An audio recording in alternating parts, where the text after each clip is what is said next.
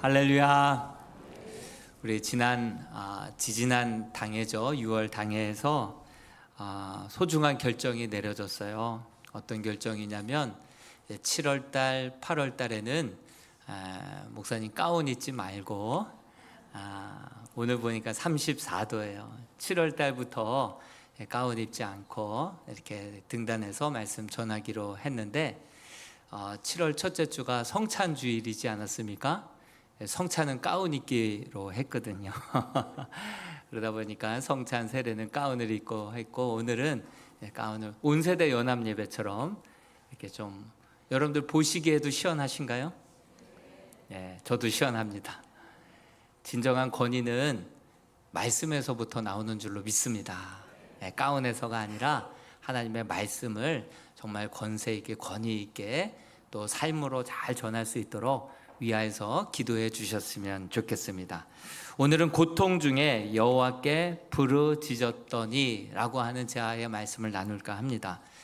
시편 118편은요 포로 귀한 이후에 성전에 올라가면서 부르는 그러한 시였거든요.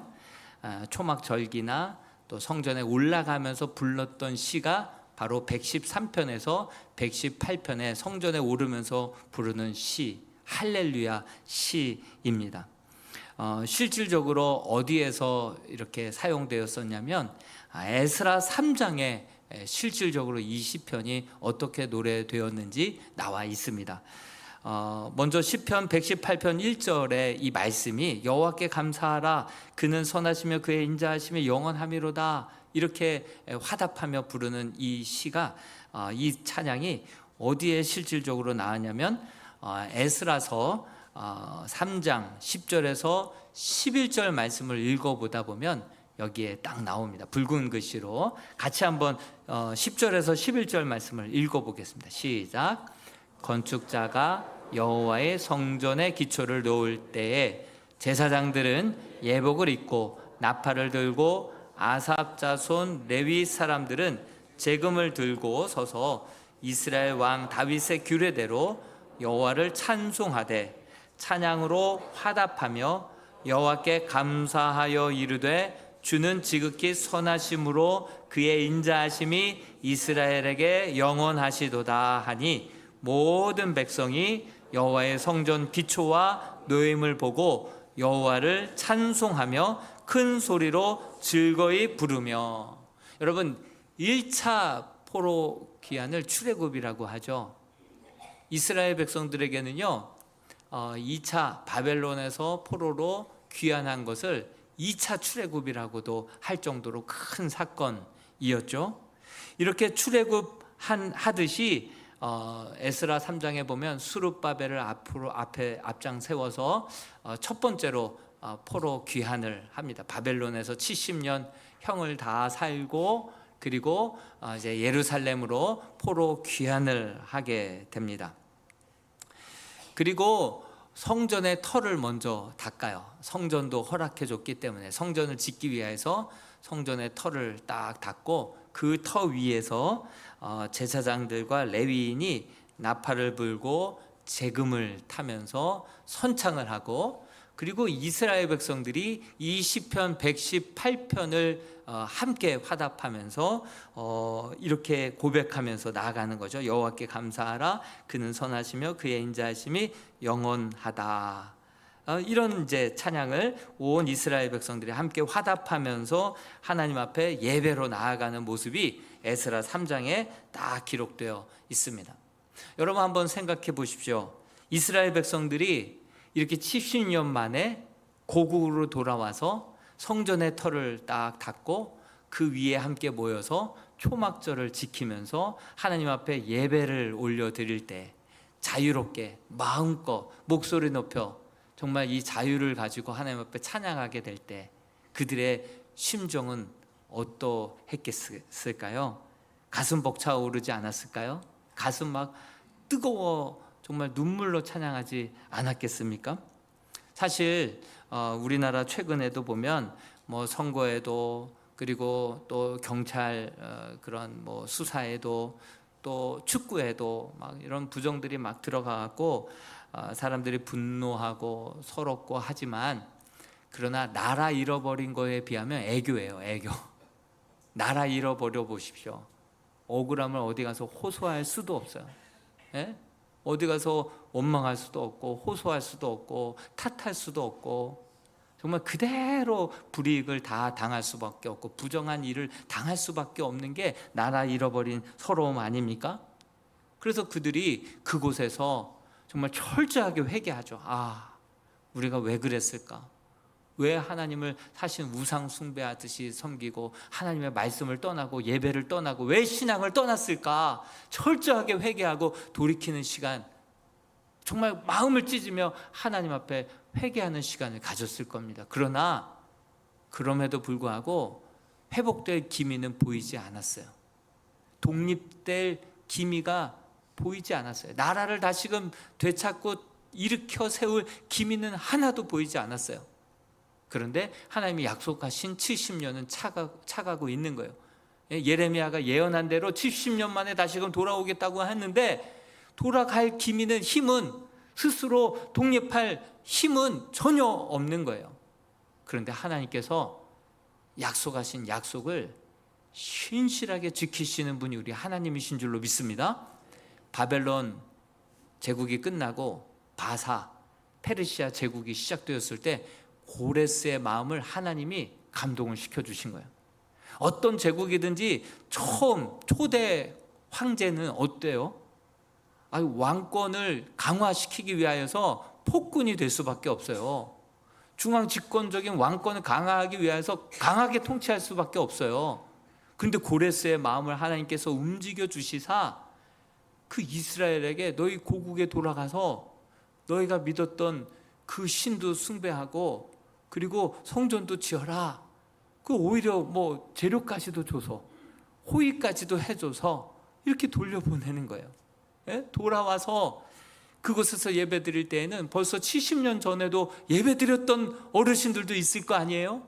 그러니 예전의 영광, 예전의 예배를 생각하면서 예배를 드릴 때 이들의 예배는 어땠을까요? 35년 만에 우리가 광복을 맞이했을 때도 얼마나 기뻤는데 70년 만에 돌아왔을 때 그래서 드리는 예배는 어땠을까요? 에스라서 3장 12절 말씀을 같이 한번 감정을 한번 이입해서 같이 한번 읽어보겠습니다. 시작. 제사장들과 레위 사람들과 나이 많은 족장들은 첫 성전을 보았으므로 이제 이 성전의 기초가 놓임을 보고 대성통곡하였으나 여러 사람은 기쁨으로 크게 함성을 지르니. 믿음의 그 선조들은요, 예전의 영광을 알잖아요. 예전에 그 기쁨이 있잖아요. 그것을 기억하면서 그 기쁜데 눈에서는 울컥울컥이 아니에요. 대성통곡이에요. 눈물이 주르륵 흐르는 거예요. 그리고 그곳에서 태어난 사람들은 뭘 알겠어요? 그러니 그들은 그냥 기쁨으로 함성을 지르며 예배를 드리는데, 그 어르신들은, 나이 많은 족장들은 대성통곡하며 그 예배를 드렸다. 어떤 감격의 예배인지 알겠죠? 그때 성전에 터를 쌓고 하나님 앞에 예배를 드릴 때 시편 118편으로 화답하면서 하나님 앞에 예배 가운데로 나아갈 때 온 백성들이 함께 통곡하고, 얼굴은 막 기뻐서 환하게 웃고 함성을 지르는데 눈에서는 계속 눈물이 나는 이러한 예배를 드렸다라고 하는 사실이죠. 우리도 이런 감동의 예배가, 정말 눈물의 예배가 회복될 수 있게 되기를 주님의 이름으로 축복합니다. 오늘 말씀해 보니까 이 말씀에 세 가지 명령이 임해요. 이 세 가지 명령, 여호와께 감사하라, 여호와께 부르짖으라, 여호와께 피하라. 그리하면 내가 너의 편이 되어줄게 라고 하는 약속의 말씀, 명령과 함께 이 약속의 말씀이 선포되는 것이죠. 오늘 우리도요, 결코 만만치 않고 예측할 수 없는 고통의 현실 속에 우리는 뿌리를 받고 살아갈 수밖에 없습니다. 그런데 우리 또한 현실만 보지 않게 되기를 주님의 이름으로 축원드립니다. 눈을 들어 우리와 함께 하시고 우리와 하나님의 함께 하신 하나님의 손을 함께 바라보면서 붙들 수 있게 되기를 축복합니다. 그럴 때만이 진정 여호와께 감사할 수 있고 여호와께 부르짖을 수 있고 여호와께 피하여 여호와는 내 편이라 고백할 때 하나님께서는 진정 우리 편이 되어 주시사 하나님 한 분만으로도 만족하는 게 인생인 줄로 믿습니다. 광야에 가도 버틸 수 있는 것이 하나님이 우리와 함께 하시면 광야에서도 우리는 이겨낼 수 있는 줄로 믿습니다. 예. 하나님께서 그것을 우리에게 명령하고 약속하고 있는 거예요. 그럴 때 너희는 승리하는 삶을 살아갈 수 있어 라고 우리에게 명하고 있는 것이죠. 시편 113편부터 118편을 할랄 시편, 이 할랄은 할렐루야, 거기에서 찬양이라는 뜻이죠. 할렐루야는 여호와를 찬양하라 라고 하는 명령어이죠. 오늘 시편에 보니까 먼저 여호와께 감사하라 라고 명령하고 있어요. 그 이유가 그 뒤절에 나오는데요. 우리 시편 118편 1절 말씀을 한번 띄워봐 주시겠어요? 다시 한번. 여호와께 감사하라. 그 두 가지 이유가 나와요. 첫 번째는 그가 선하시기 때문이라는 거예요. 우리 주님께도 누가 물어봤을 때 선하신 분은 하나님 한 분밖에 없다 말씀하셨듯이 우리 하나님은 선하십니다. 그리고 이 선하시며 이 뜻을 원어로 보면 선이 목표가 되는 거예요. 결국은 우리를 선으로 바꾸어 주실 분이 하나님이신 줄로 믿습니다. 결국은 끝이 좋게 해 주실 것이다 라고 하는 하나님의 약속이죠. 그러므로 너희는 감사하라. 여호와께 감사하라. 범사에 감사하라. 우리에게 명령하고 있는 것이죠. 또 두 번째로 여호와께 감사하라. 그 두 번째 이유는 그의 인자하심이 무엇하기 때문에요? 영원하기 때문이다. 그 인자하심은 헤세드예요. 헤세드는요 사랑으로도 표현되고요, 또 인내로도, 은혜로도, 자비로도, 긍휼로도 번역이 돼요. 이 하나님의 성품이에요. 하나님께서 우리와 이렇게 하나님의 이 패배할 수 없는, 질 수 없는 하나님의 사랑으로 우리를 이끄시기 때문에 우리는 결국 합력하여 선으로 끝날 수밖에 없는 인생인 줄로 믿습니다. 이미 승리한 전쟁을 싸우고 있는 거예요. 이미 우리는 승리한 싸움을 싸우고 있는 것이에요. 그래서 하나님께서는요 실패할 수 없는 이 사랑으로 우리를 이끌어 가실 것이기 때문에 결국은 천국으로, 결국은 승리로, 결국은 선으로 바꾸어 가실 분이 하나님이시다라는 것이죠. 그래서 요셉은 이렇게 고백해요.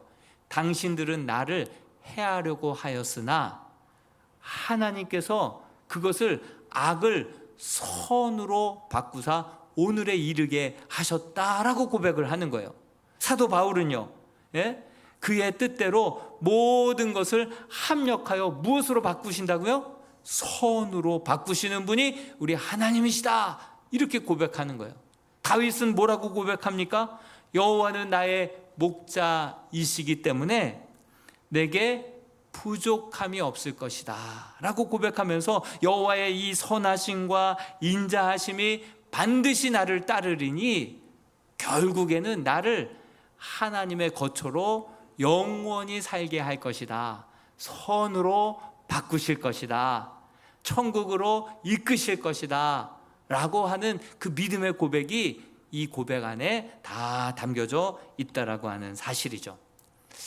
이런 차원에서 루터는요, 그가 여러 시편을 주석도 하고 주예도 하고 강의도 했지만 그러나 가장 좋아하는 시편이 바로 이 118편이었어요. 118편. 그래서 나의 시편이다 이렇게 고백을 하고 있어요.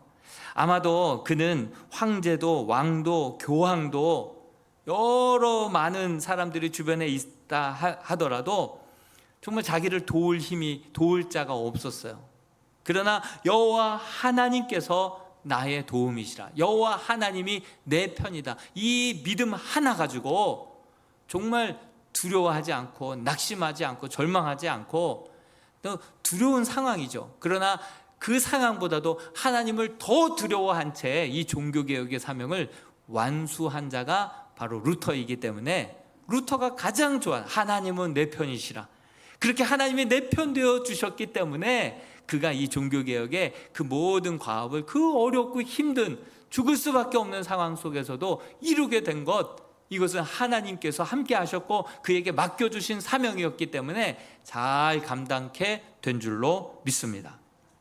지난 금요일 날 이필창 콜롬비아 선교사님이 와서 선교 보고를 했었어요.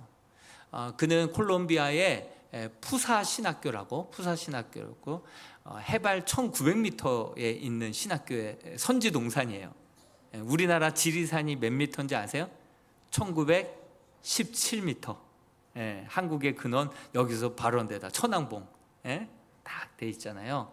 근데 그 1900m 그 정도예요. 그러니까 뭐 구름이 지나가다가도 거기 딱 걸리면 그냥 일주일도 그냥 막 비를 뿌리고 간대요.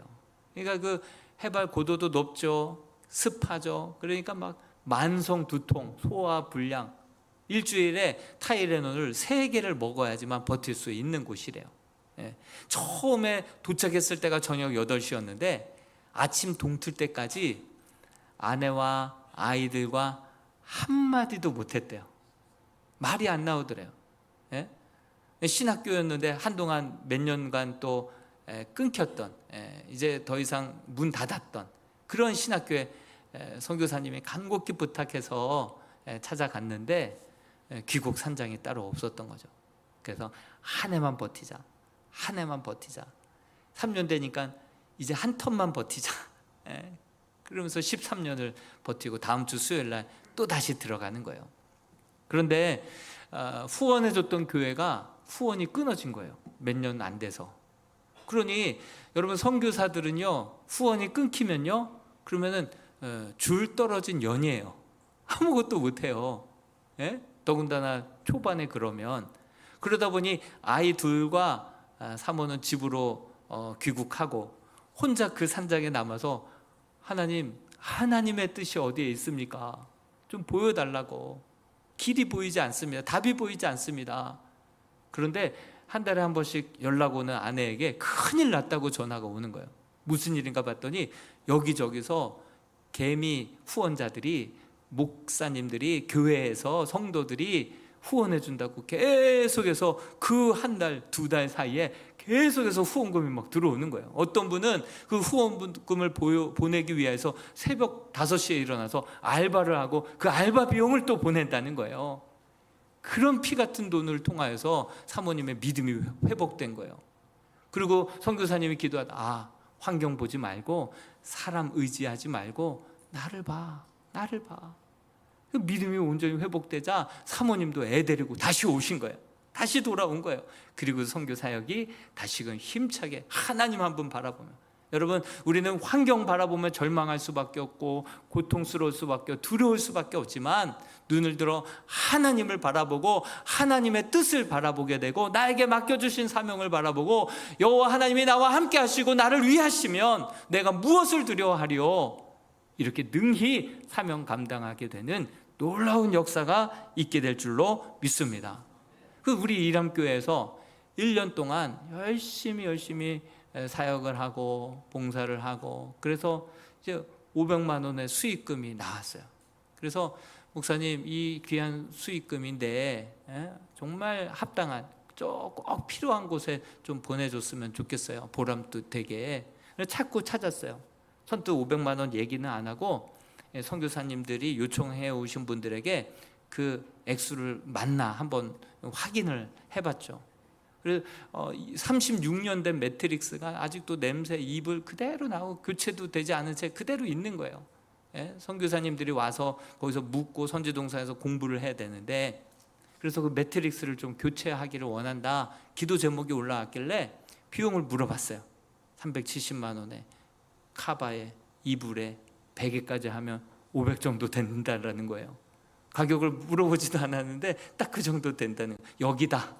여기다 하고 보내드렸죠. 근데 그것을 다 교체하고 주저앉아서 선교사님이 펑펑 울었대요.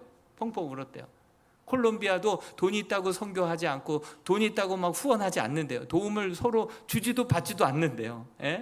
그런데 그 지구 반대편에 있는 교회에서 1년 동안 땀 흘리고 기도하고 보내주셨다라고 하는 사실에 그 사역자들이, 그 목회자들이, 그 성도들이 잠잘 때마다 이람교회를 기도한다는 거예요. 예? 그러면서 그들의 신앙의 믿음이 하나님 사랑의 이웃 사랑으로 이렇게 흘러가야 된다는 것도 배우게 되고요. 예? 그러면서 그들이 정말, 그래서 그렇게 후원 들어왔을 때에도 너무 하나님이 나의 기도를 들으시고 형편을 아시고 함께 하시는구나, 큰 힘이 되지만, 사역이 딱 끊겼을 때도, 후원이 딱 끊겼을 때에도, 그때도 오히려 하나님께서 더 세심하게 함께 하시면서 환경 보지 마, 사람 의지하지 마, 나를 봐, 나를 의지해, 오히려 더 큰 하나님의 감동을 받았다고. 그래서 선교사는 넘어지나 일어서나, 앞으로 넘어지나 뒤로 또 자빠지나, 정말 하나님의 함께 하심을 경험하게 되기 때문에 우리는 항상 감사할 수밖에 없어. 끝나고 돌아가서 저하고 통화하면서 우리는 이러나 저러나, 잘 되나 안 되나, 못 되나, 넘어지나 일어서나 우리는 하나님 앞에 감사할 수밖에 없어. 이 결론으로, 고백으로 전화통화를 끊었던 기억이 납니다. 여러분, 여호와를 감사하라, 여호와께 감사하라, 범사에 그를 기뻐하라, 범사에 감사하라, 이렇게 말씀하신 그 이유와 목적을 우리가 늘 신뢰함으로 환경보다 더 크신 하나님을 바라보고 항상 기뻐하고 항상 감사할 수 있는, 범사에 감사할 수 있는 성도들 될 수 있기를 주님의 이름으로 축원드립니다. 둘째로 여호와께 부르짖으라, 이렇게 말씀하고 있어요. 우리 5절 말씀을 같이 한번 읽어볼까요? 시작. 내가 고통 중에 여호와께 부르짖었더니 여호와께서 응답하시고 나를 넓은 곳에 세우셨다. 이 고난을 통하여서 넓은 곳으로 이끄신다, 세우셨다라고 말씀하고 있습니다. 왜 하나님께서 여러분들에게 고난을 주십니까? 지금이 너무 좁은 데에 있기 때문에 더 넓은 곳으로 데려가기 위하여서 하나님은 우리에게 고난을 주신다는 거예요. 여러분, 우리의 생각이 얼마나 옹졸한지 몰라요. 얼마나 우리가 쪼잔한지 몰라요. 우리는요, 방 안에 갇혀 있고요, 우리의 생각이 자기 안에 갇혀 있고요, 우리 안에 성 안에 갇혀 있어요. 근데 하나님께서 우리에게 고난과 연단을 주시면 그것을 어쩔 수 없이 박차고 나아가 하나님 손 붙들고 나아가다 보면 하나님이 더 넓은 곳을 허락하여 주시고 더 높은 곳으로 우리를 이끌어 주시고 우리를 더 온전한 모습으로 연단하여 바꾸어 가시는 분이 하나님이신 줄로 믿습니다. 제가 2020년, 2019년 그때 교회, 이람교회로 부임하기 전에 왜 하나님께서 불같은 연단을 막 1년 동안 주시는데 하나님 앞에 이런 기도가 절로 나는 거예요. 하나님, 이러시기에요? 하나님 정말 저한테 이러시기에요? 하나님 저한테 왜 그러시는 거예요? 얼마나 스트레스를 많이 받았는지 6개월 동안 장기침을 계속해서. 나중에 이람교회에 와서 새벽을 앉아서 기도하는데 하나님께서 이곳에 더 넓고 높은 곳으로, 귀한 곳으로 이끄시기 위하여서 하나님이 뜨거운 물에 넣었다 뺐다 단련하셨다라고 하는 사실을 깨닫게 되는 순간 기침이 사라진 줄로 믿습니다. 하나님이 그렇게 인도하셨구나. 더 귀한 곳, 더 높은 곳, 더 넓은 곳으로 이끄시기 위한 연단이고 단련이고, 그렇게 훈련시키셔서 정금같이 쓰기 위하여서 하나님께서는 그 시간들을 단련하신 시간이었구나라는 것을 깨닫는 순간 그 마음도 몸도 치유가 되고 감사가 회복되고 기쁨이 회복되었던 순간이 있었습니다. 여러분, 성경에 보십시오. 요셉 그냥 그 집에 두었다면 채색 옷 입고 형님들한테 눈치 없이 막 이것저것 자랑하는 그런 잘난 척하는 그냥 귀남이로 그냥 그 집안에 머물러 있었을 거예요. 그런데 수많은 고난을 통하여서 애굽의 총리가 되어서 그 넓은 땅을 다스리는 자가 되지 않습니까? 베드로 보십시오. 베드로 보면 한 어촌 마을에 그냥 잔뼈 굵은 그냥 어부질 잘하는 그러한 어부로 있다가 끝날 뻔한 인생이지 않았습니까? 야곱 보세요. 집안에서 장자권 하나 가지고, 장자권은 하나인데 그 장자권 하나 가지고 형님과 막 싸우다 보면 예? 힘없는 야곱이 주워 터지고 죽게 되지 않았을까요? 예? 둘 중에 하나는 끝나야 끝나는 싸움이라고 한다면 그렇게 끝나지 않았을까요? 근데 하나님 요셉을 보십시오. 애굽에 팔려가게 됩니다. 억울함이 연속이 됩니다. 부당함이 연속이 됩니다. 감옥에까지 갇히게 되는 거예요. 그런 고난을 통하여서 결국은 전 애굽을 황제 다음으로 통치하는 그러한 통치 권세자가 되어서 애굽을 다스리는, 그 넓은 땅을 다스리는 그러한 자들로 하나님께서 세워가지 않습니까?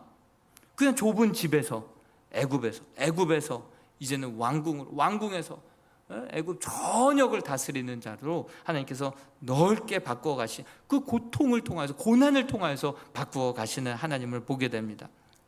여러분, 뿐만 아니라 다윗도 마찬가지예요. 다윗도 골리앗 앞에 서는 것이 왜 무섭지 않았겠어요? 그러나 그 골리앗이라고 하는 문제 앞에 딱 서게 되었을 때 그 골리앗이라고 하는 큰 문제보다도 하나님을 더 두려워하는 마음으로 담대하게 서자 결국 골리앗을 통하여서 그 이름이 온 땅에 유명해졌잖아요. 드러내시는 거예요. 더 넓은 곳으로 드러내시는 거예요. 그리고 사울을 통하여서 13년 동안 쫓아다니는 거예요. 사울은요, 희한해.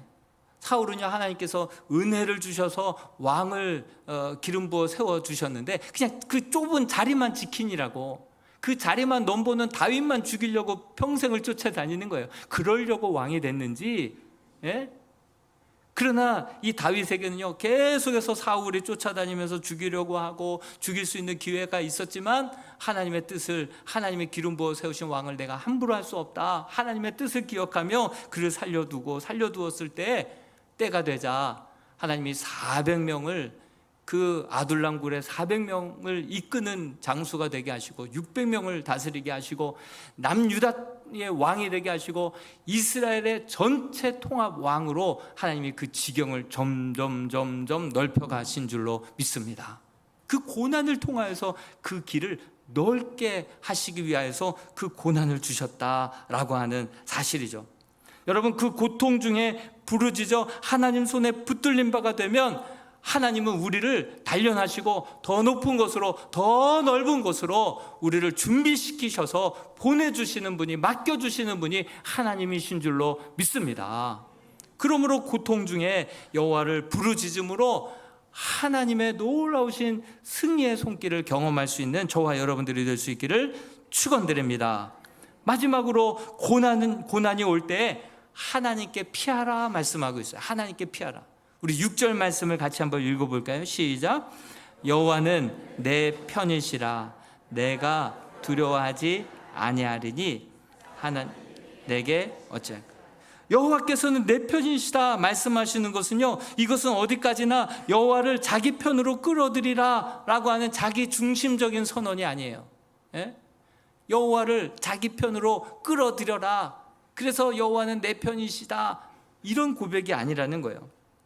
8절에서 9절 말씀에 보면 여호와께 피하라, 여호와께 피하라. 우리가 여호와의 편이 되어서 여호와께로 피하여 여호와의 편이 될 때 여호와의 권능과 여호와의 선하심과 여호와의 인자하심과 여호와의 능력이 우리를 통하여서 나타나게 될 줄로 믿습니다. 진정 여호와께 피하는 자는요, 이스라엘 보십시오. 바벨론의 포로로 끌려가서 왜 우리가 이렇게 교만했을까? 왜 우리가 이렇게 불순종했을까? 왜 이렇게 우리가 하나님의 사랑을 외면하고 살았을까? 철저하게 회개하지 않았겠습니까? 여러분, 하나님이 무조건 회개하지 않는 나에게 내 편이시다, 이게 아니라 우리가 철저하게 우리 죄악을 깨닫고 뉘우치고 여호와께로 돌아갈 때 여호와 하나님께서는 정말 그 능력으로, 거룩으로, 그 의로 우리와 함께 해 주신다라고 하는 사실이죠. 만약 우리가 죄를 인정하지도 뉘우치지도 않은 채 여호와께서 내 편 되시면 어떤 일이 벌어질까요?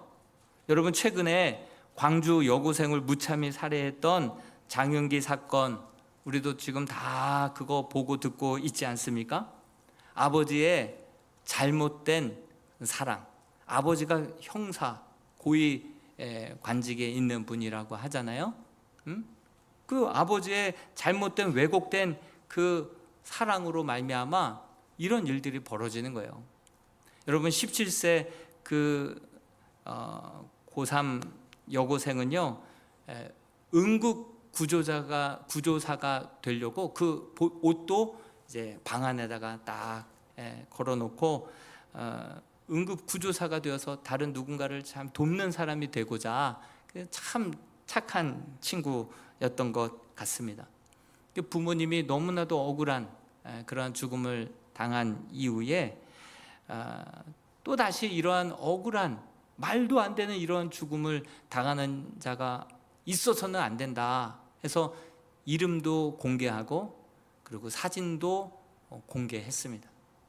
제2의 똑같은 희생자가 더 이상은 나와서는 안 된다라고 하는 마음으로 그렇게 공개를 했죠.